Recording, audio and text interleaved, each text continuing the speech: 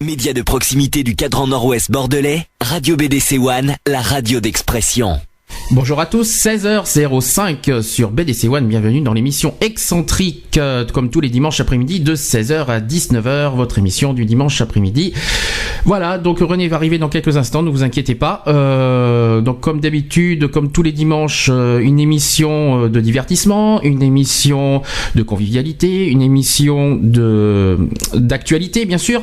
Donc une émission qui va se composer en 4 parties, parce que il y a une nouveauté, une nouvelle chronique qui est arrivée. René vous en dira plus tout à l'heure. René est arrivé. Bonjour René. Bonjour à tous. Près du micro, René, quand même. Bien le bonjour. Bienvenue donc dans Excentrique. Oui. Et avec ton autorisation, j'ai un autre sujet pour la Gironde Express qui est assez inquiétant. Avec ton autorisation, c'est sur le chômage. Oui, mais je t'en prie. Le chiffre du chômage en Aquitaine qui vient de tomber. Donc déjà fin décembre 2012, il y avait 158 488 demandeurs d'emploi de catégorie A en Aquitaine, soit un taux de chômage de 9,9%. L'Aquitaine qui était en 2011 une des 3 régions les plus touchées à la hausse du chômage. En 2012, elle est une des 3 sur le territoire métropolitain où le chômage a le moins augmenté. Une faible consolation puisque cette année 2012, le nombre de chômeurs aquitains a tout de même augmenté de 9,2%. C'est certes moins que la moyenne nationale qui affiche une hausse de 10%, mais cela reste le signe d'une activité économique atone et sans création d'emplois. Alors j'ai quelques chiffres détaillés dans l'Aquitaine. Donc la région Aquitaine, c'est 9,2% d'augmentation. Les Landes, ce sont les Landes qui souffrent le plus avec une hausse de 12,2% des demandeurs d'emploi. Ensuite, c'est les Pyrénées-Atlantiques avec plus 9,5%. La Dordogne et le Lot-et-Garonne avec 8,9%. Et la Gironde, c'est la plus faible augmentation de l'Aquitaine, enregistrant 8,6% de plus de demandeurs d'emploi. Voilà. Au niveau des offres d'emploi, il y a moins ça par contre c'est beaucoup moins positif, c'est qu'il y a moins 13% d'offres d'emploi proposées en Aquitaine. Ce ne sont pas tellement les suppressions d'emplois qui nourrissent la hausse du chômage aquitain, mais bien davantage la baisse du nombre d'offres d'emploi. Mais en parallèle, Pôle emploi Aquitaine n'a recueilli que 168 561 offres d'emploi, soit 13% de moins que l'année précédente. Autrement dit, la traduction, effectivement. Autrement dit, la traduction du ralentissement de l'activité économique également visible au niveau national, puisque sur la France entière, le nombre d'offres recueillies est en baisse de 12% au niveau national quand même. Une bonne nouvelle tout de même dans les services liés à la santé et à l'action sociale qui affiche sur un an plus 15% d'embauche. Voilà, en Aquitaine. Et sur le profil des personnes en recherche d'emploi, c'est donc le chômage de longue durée qui s'installe, visant en priorité les jeunes et les seniors. Ces derniers sont 16,6% de plus qu'en 2011 en Aquitaine. Voilà, j'ai tout dit. Voilà, donc c'est les jeunes qui sont le plus touchés par ces problématiques d'emploi. Il faut savoir quand même des mesures sont prises pour accompagner ces jeunes par des différentes filières de formation. Renseignez-vous auprès de vos institutions, et là il y a vraiment des matières à travailler, mais pour travailler il faut déjà qu'on nous offre l'opportunité de travailler, c'est ça qu'il faut dire. Mais il y a des propositions de formation qui sont là pour accompagner les jeunes, que ce soit le filière bois, le filière transport, le filière viticole, agricole, parce que faut savoir du côté de Blanquefort, il y a des écoles d'agriculture, des espaces verts et d'environnement qui puissent, il y a encore de la demande pour encadrer et accompagner tous ces jeunes. Voilà. Mais surtout les jeunes, parce que c'est ces jeunes qu'on doit penser en premier. Oui, mais même les intérims, ça commence à être difficile, les intérims aussi. Oui, moi je ressens un petit malaise là-dedans. Pourtant, je suis dans une voie où il y a de la demande, où il y a des places, mais les missions commencent à se faire rares. Alors après, peut-être un conseil, peut-être que c'est un peu osé, un petit peu tout ça, mais faire des candidatures spontanées, tant pis, il faut frapper à la porte des employeurs, tant pis, faut le faire, quoi, il n'y a pas le choix. Voilà, ça fait partie des démarches quotidiennes de recherche d'emploi. On pourra même débattre en faire un sujet, comment organiser, comment améliorer sa recherche d'emploi. Ça peut être dit, ce sont des conseils que l'on peut apporter. Moi qui le vis au quotidien, je peux vous faire partager mon expérience et la façon de travailler, plus ou moins efficace, mais mettre en route certaines actions qui vont vous permettre d'accéder à une recherche rapide, au moins dans les démarches vers un emploi.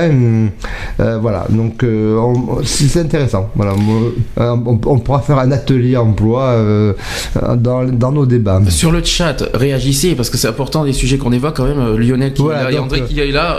Allez-y quoi. www.equality-radio. Non, il n'y a pas de point. C'est www.equality-radio. Mais t'as dit un point avant. Oui, radio.fr. Ah oui, non mais c'est après radio. T'as oublié radio, je crois. Alors, si j'ai une réaction. Ce que je regrette là-dedans, c'est que les chefs d'entreprise ne donnent pas trop la chance aux jeunes sous prétexte qu'ils ne sont pas diplômés. Voilà. Après, moi je pense que c'est encore un cercle vicieux. On tourne en rond. On tourne en rond parce que d'un côté, il y a des personnes en demande et en envie d'acquérir et de partager des compétences apprises en école, en centre de formation. Donc l'expérience professionnelle, ils en ont une petite approche par rapport au métier, par rapport au côté formation.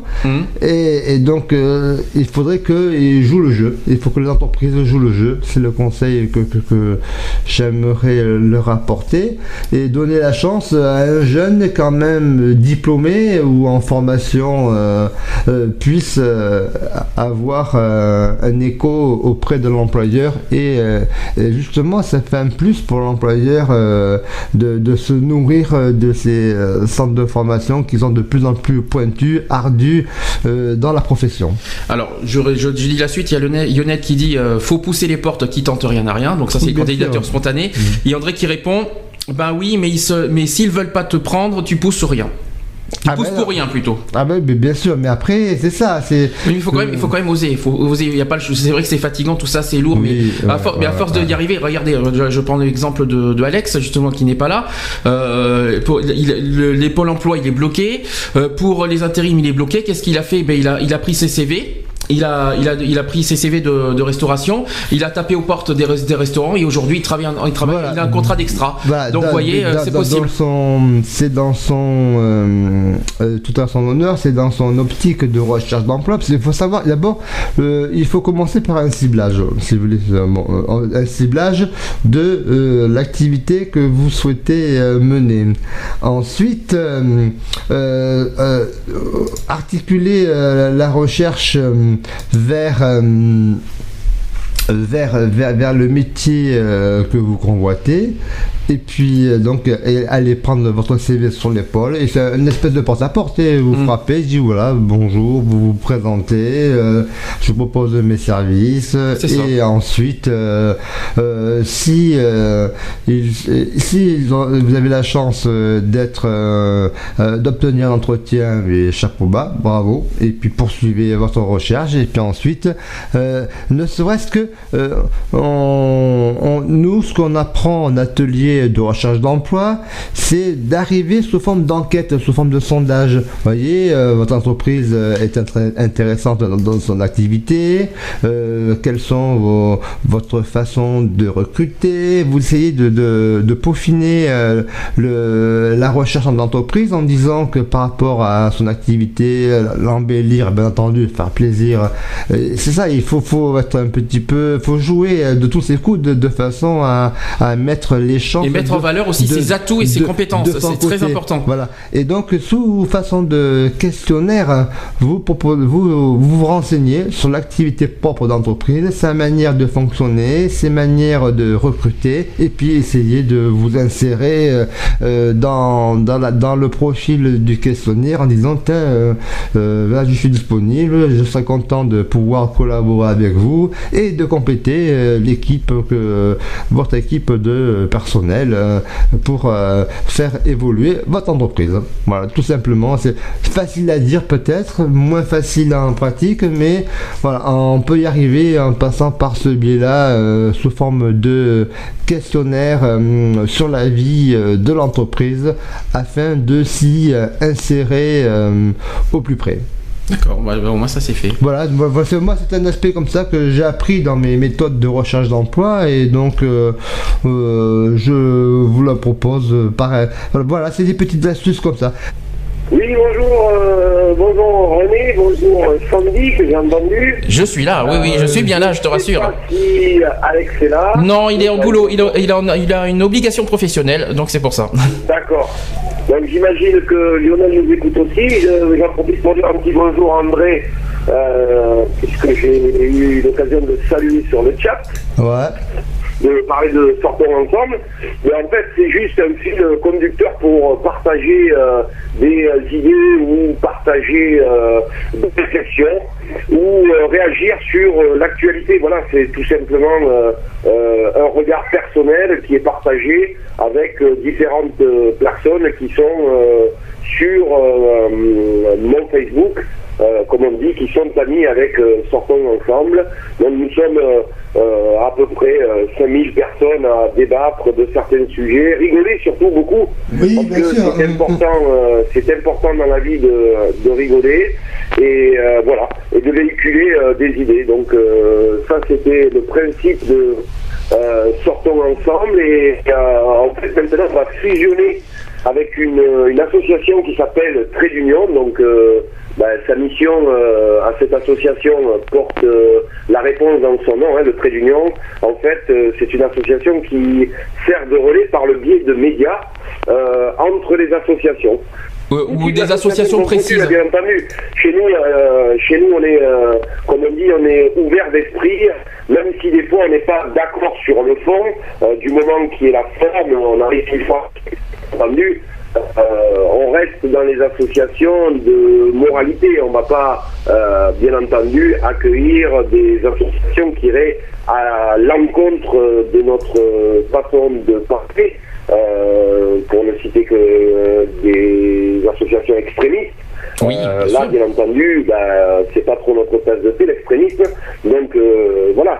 Mais à part ça, après, oui, on est ouvert, bien entendu, à toutes les associations, que ce soit des associations sportives, culturelles, culinaires, politiques, lyriques, engagées. Voilà, on est ouvert à tous et on va se servir des moyens de l'audiovisuel, en fait, pour essayer de faire un lien, un trait d'union, en fait, entre un maximum d'associations afin de pouvoir réaliser des actions.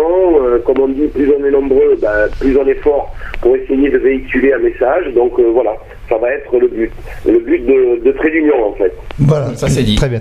Comme ça, on pourra faire le trait et on pourra faire l'union. Que je vous propose, on peut la partager ensemble. Il s'agit du MAG. Alors le MAG, c'est une façon de boîte à idées qu'on va découvrir d'ici maintenant. Nouvelle rubrique. Dans Excentrique. Et donc, ça va être une espèce de boîte à idées, tout ce qui est conseil pratique, le définir. Et pour Philippe, tu réagis comme tu veux sur le chat, sur Facebook et sur le chat, j'y suis. Je vais continuer à écouter l'émission en dégustant une bonne tarte pomme et un peu de... Oh là là, mon Dieu. Tu veux notre mort, là. Philippe, j'en profiterai pour réagir de temps en temps ou laisser des gens qui m'entourent réagir par rapport au sujet que vous allez aborder pendant l'émission. D'après une étude récente réalisée pour Orange, 8 Français sur 10 jouent aux jeux vidéo. Voilà, ce sont des mordus de jeu. Alors 71% déclarent les aimer, un petit peu 41%, beaucoup 22%, passionnément 6% et même à la folie 2%. Voilà, donc ça c'est fait. Donc la Wii a véritablement démocratisé le jeu sur console, suivi par les smartphones et enfin les tablettes, constate le directeur des jeux chez Orange. Alors, Qu'est-ce qu'un cloud gaming ? Je vais vous dire ce que c'est. Pour les aficionados, les jeux permettent de se détendre pour 78%, d'occuper le temps libre pour 77%, voire de se défouler 67%, ça me fait penser à Lionel. Il va me tuer. Pour 57% des personnes interrogées, ils sont aussi, et en toute logique, l'occasion de passer du bon temps en famille ou entre amis. Ainsi, le jeu vidéo est avant tout vécu comme un divertissement. À eux seuls, les joueurs du dimanche et les joueurs occasionnels représentent 63% de la population.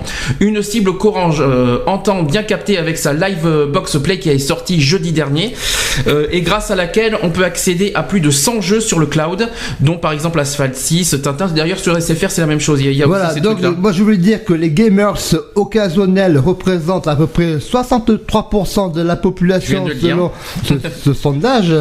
Tu l'as dit. Et il faut savoir qu'ils n'imaginaient pas que les fameux jeux de combat, selon l'enquête, est le moins prisé des Français, à 3%. Les jeux préférés, c'est ce que tu as dit, non ? Oui. Les jeux de réflexion aussi, à 36%, tu l'as dit aussi ? Oui, j'ai la stratégie à 11%. Ah non, ça j'ai pas dit ça. Non, tu peux y aller. Voilà, t'as la suite en fait. Le sport à 11%, l'aventure à 9%, simulation 8%. Et les chiffres partout tout à fait identiques auprès des joueurs dits passionnés qui privilégient les jeux de rôle à 17% et l'action à 17%. Le sport à 14% et l'aventure à 11%. Moi, si je dois choisir entre tout ça, l'aventure bof, oui, sport, mais ça dépend lequel. C'est bien, ouais. Simulation, oui, ça dépend ce qu'on simule, mais bon. Tu parlais de Tintin avec des abonnements à partir de 5€ par mois. Oui. Ce jeu-là, l'opérateur va néanmoins devoir évangéliser ses abonnés. Ah bon ? Oui, du fameux. Alors, on me demande de répéter, et je vais les répéter si tu m'autorises, parce qu'on m'a demandé de répéter ce que tu viens de dire en dernier pour les sondages. Oui. Alors, selon l'enquête Orange, donc qu'est-ce que préfèrent les Français en gros ? Voilà. Donc, en première position, c'est les jeux de réflexion avec 36%. Ouais. Ensuite, les jeux de stratégie avec 11%, à égalité avec les jeux de sport à 11%. Suivi les jeux d'aventure avec 9%, ou de simulation, j'espère que ça dépend ce qu'on simule, avec 8%. Après, des chiffres pas tout à fait identiques auprès des joueurs qui sont dits passionnés, qui privilégient les jeux de rôle avec 17%, les jeux d'action avec 17%, le sport à 14% et l'aventure à 11%. Voilà, aussi, je l'ai dit. 8 Français sur 10 sont des joueurs. Et tu joues toi ? Non. Donc tu fais partie des deux petits joueurs, tu fais partie de deux petits joueurs qui font pas console. T'as jamais couché, t'as jamais joué, pardon. Touché n'est pas joué. Est-ce que t'as jamais joué à une seule console de ta vie ? Toi à l'époque t'as connu les Amstrad, les Atari, tout ça. Il y a 20 ans t'as dû connaître les premières consoles. Les pommes d'api, non. T'as jamais connu, même pas sur ordinateur. Attends, jouer à un jeu d'ordinateur, c'est être joueur, hein. Oui, non, mais même sur ordinateur. Si, les casse-briques peut-être, les arcanoïdes. Les arcanoïdes, oui. Les casse-briques, le ping-pong, le tennis. Ça m'est arrivé, mais c'était justement des tirs d'avion, les autos. Oui. Les courses de voiture, voilà. Donc ça m'est arrivé, mais c'était tellement rare que oui. Je pense que de toute façon, quoi qu'il en soit, un Français a dû jouer une fois dans sa vie à un jeu, obligé. Vous avez testé. Quoi qu'il en soit, surtout en étant enfant. Mais moi j'allais plutôt dans les salles de jeu, billard, les arcades. Oui, voilà. Non, le flipper c'est autre chose, c'est pas un arcade. Et donc si tu veux, il y avait pas mal à disposition de ces fameux.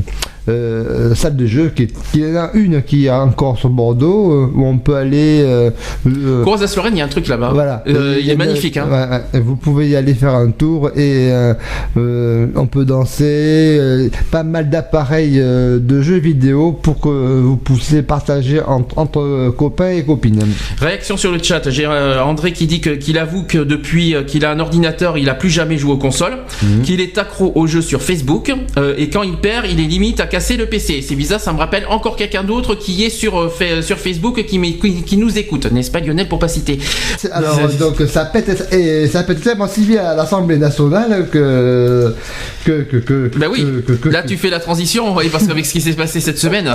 Oui, 110 heures de débat. Combien t'as dit 110 heures. Ouais, ça a duré 110 heures, oui, c'est ça. 110 heures, 10 jours sur le 10 plus 2, ça fait 11. 11 jours, jusqu'à hier matin. D'accord, donc c'est vraiment, et moi je dis encore mes félicitations à notre ministre Christiane Taubira, ministre de la Justice. Voilà, et pour maintenant, ce qui fait débat, c'est le poil à gratter, il s'agit de la PMA. Alors PMA, c'est pas une assurance, je vous rassure, ça veut dire procréation médicalement assistée. Alors d'ailleurs juste une précision, parce que est-ce que tu savais qu'il y avait trois noms différents, 3 signes différents pour ça? Parce que tu avais la PMA, ou alors tu as aussi AMP qui est assistance médicale à la procréation, ou alors tu as aussi PAM qui est la procréation assistée médicalement. Tu savais qu'il y avait 3 synonymes différents? Non, je connaissais pas, mais écoute, c'est très bien de le partager, c'est une bonne chose. Et donc ce que moi je regrette et qui m'exaspère, qui m'énerve, c'est que ce sujet est finalement absent de la loi, mais par contre les débats sont omniprésents autour de cette PMA. Alors donc la PMA, on va vous dire ce que c'est la fameuse procréation médicalement assistée.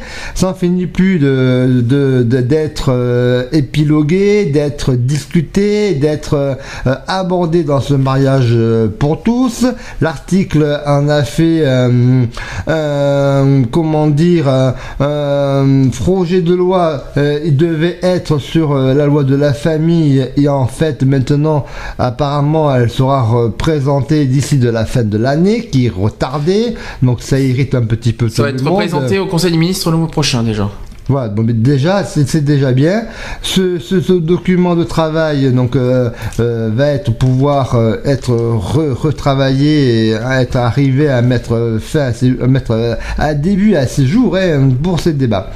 Donc ce problème de PMA, certains disent que c'est une stratégie pour l'exclure la PMA du projet de loi sur le mariage. D'autres disent que cela concerne plutôt la famille plutôt que dans la loi du mariage. Et d'autres disent qu'il ne faut pas du tout, parce que ça va faire venir la GPA, qui est la gestation pour autrui. Et donc, moi je ne crois pas que ce soit une stratégie de l'avoir enlevé de la loi pour le mariage, mais je trouve dommage qu'elle ne le soit pas. J'espère qui vont revenir sur la décision et de la mettre dans la loi de la famille. Tu sais, quand tu dis stratégique, c'est possible, parce qu'avec tout ce qui s'est passé depuis 6 mois, l'offense qu'il y a eu contre la PMA, pour que le mariage passe, peut-être qu'il fallait un petit peu, enlever la PMA de la loi. De lâcher un peu de l'est, voilà. De façon à essayer de... Mais pour que le mariage passe, surtout. Le mariage passe, et puis de contenter la plupart de nos concitoyens. C'est possible que ce soit stratégique, mais les associations LGBT, ils ont été en colère parce qu'ils auraient préféré garder cette PMA dans le loi du mariage, que tout soit inclus dans la même loi. Malheureusement, ça ne sera pas le cas. Voilà, donc j'ai quelques chiffres au sujet de la PMA, je vais vous les partager. Il s'agit qu'en 2010, il y a eu 22 401 naissances grâce à la PMA, pour 139 344 tentatives selon l'agence de biomédecine. Cela représente 2,7% des naissances en France. La PMA est actuellement réservée aux couples hétérosexuels et pour les femmes infertiles vivant depuis plus de 2 ans ensemble et en âge de procréer. Alors une petite théorie, les couples candidats ne feraient pas n'importe quoi si la PMA était la loi promulguée. La sociologue Séverine Mathieu, je vous donne son rendu. Elle a suivi pendant 6 mois des couples dont des catholiques qui ont recours à la procréation médicalement assistée, alors que l'ouverture de cette pratique aux lesbiennes fait débat. Elle livre donc ses conclusions de son enquête qui va être éditée aux éditions de l'Atelier, et c'est un livre qui s'appelle L'enfant des possibles. Ça paraîtra le 28 février en librairie. Alors son témoignage, on lui demande dites que tous les couples recourant à la PMA établissent de nouvelles règles morales. Alors quelles règles morales pour ces couples qui vont demander la PMA? Alors elle dit que ces couples-là d'abord ne feront pas n'importe quoi parce que c'est un choix réfléchi. Ces règles sont centrées sur l'idée que l'enfant à venir est un individu à qui on pourra expliquer ses origines. Tous ont le souci que ce récit soit cohérent et moralement acceptable, qu'il soit issu de valeurs chrétiennes ou simplement humanistes, c'est-à-dire fondé sur l'affectif et le respect d'autrui. Les opposants de l'ouverture de la PMA aux homosexuels combattent l'idée d'un droit à l'enfant. Vous soulignez que les médecins préfèrent, eux, parler du désir d'enfant et que c'est au nom de ce désir qu'ils autorisent les couples à recourir à la PMA. Parler du désir d'enfant permet de reconsidérer les termes du débat. C'est un enfant du désir. Il n'y a pas de droit à l'enfant. Les gens ne disent pas j'y ai droit, mais j'en ai envie. Voilà les quelques aspects qu'il faut préciser que donnent ces couples. Un regard de ces couples catholiques porte sur la PMA. Alors eux, en franchissant le seuil d'un centre de PMA, ils sont dans la transgression du dogme religieux, puisqu'ils ont recours à la médecine pour faire un enfant et non à l'acte sexuel. Ils justifient ça par le fait qu'avoir des enfants est important pour l'Église. L'une des vocations du couple étant, selon elle, de procréer, il faut aussi distinguer le dogme des pratiques. Dans l'Église, des prêtres soutiennent ces couples. Voilà, c'est un autre accès à la PMA par ces couples catholiques. Autre témoignage, autre rendu sur l'accès des lesbiennes à la PMA, c'est ce qui crée... Ce sont des femmes avant tout, déjà, premièrement, des lesbiennes, quand c'était des femmes. Voilà, elles ont le droit, quoi. Et cela crée un clivage. Donc, le fait que ces couples catholiques recourent à la PMA, est-ce que ça modifie un point de vue sur l'ouverture de la pratique aux lesbiennes? J'en suis pas convaincu.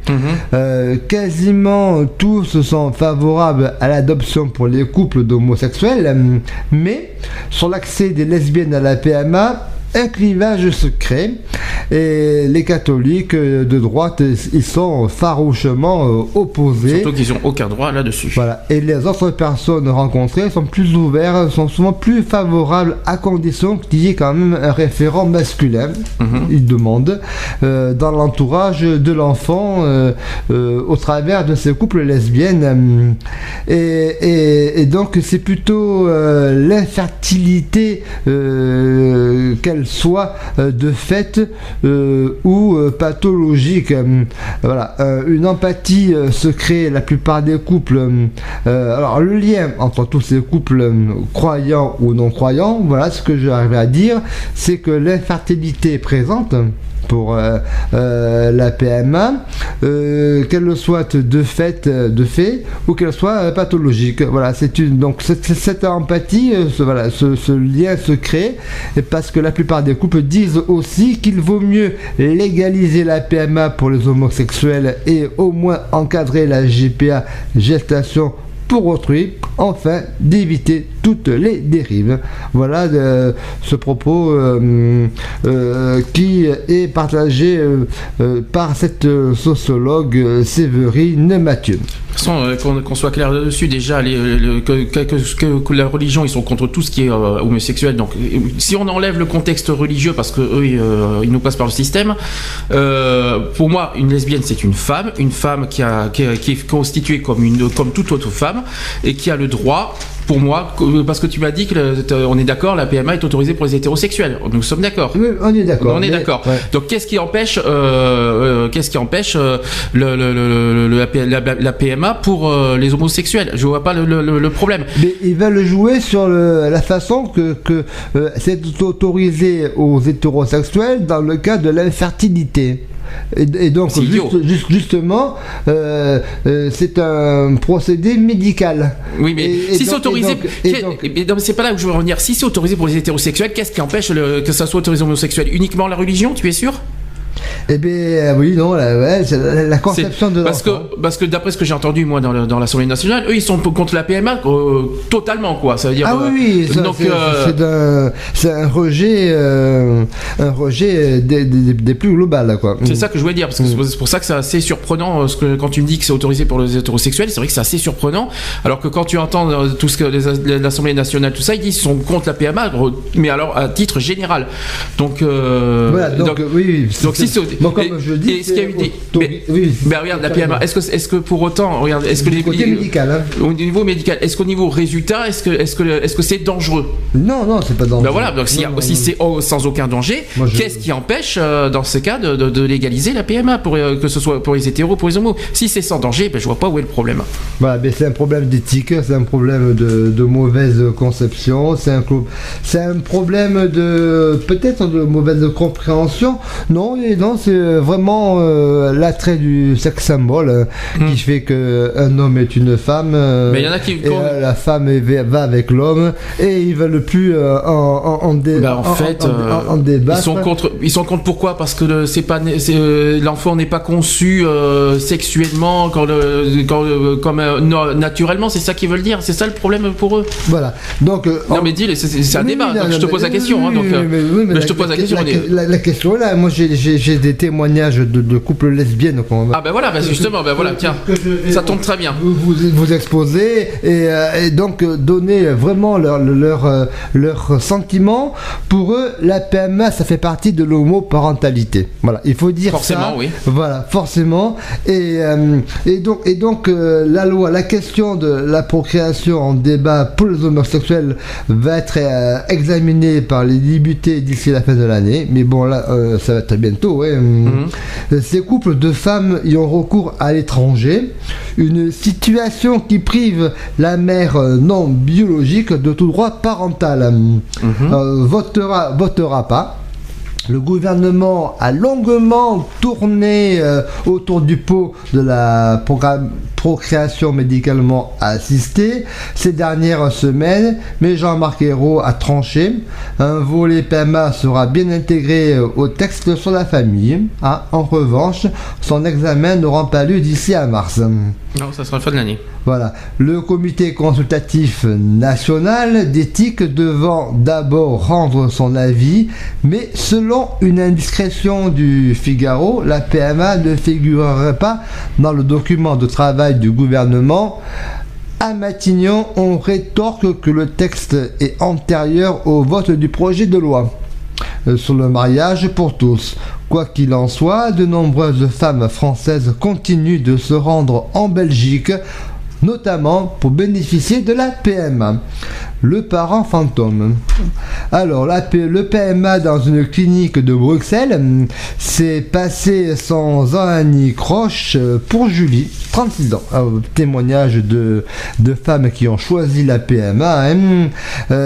Julie, 36 ans, et Pascal, 37 ans, qui ont chacune porté l'un de leurs deux enfants, mais de retour en France, la législation les empêche de vivre de manière sereine. À savoir, quand je vais à l'école de mon fils, c'est en rasant les murs, explique Julie, J'ai la trouille qu'on me renvoie à la figure que je ne suis pas sa mère biologique, que je n'ai aucun droit.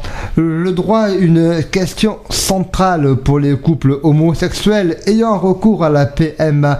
Son interdiction transforme en effet le parent non géniteur en fantôme. L'enfant n'a légalement qu'un seul parent qui lui transmet son nom, son patrimoine et qui exerce l'autorité parentale.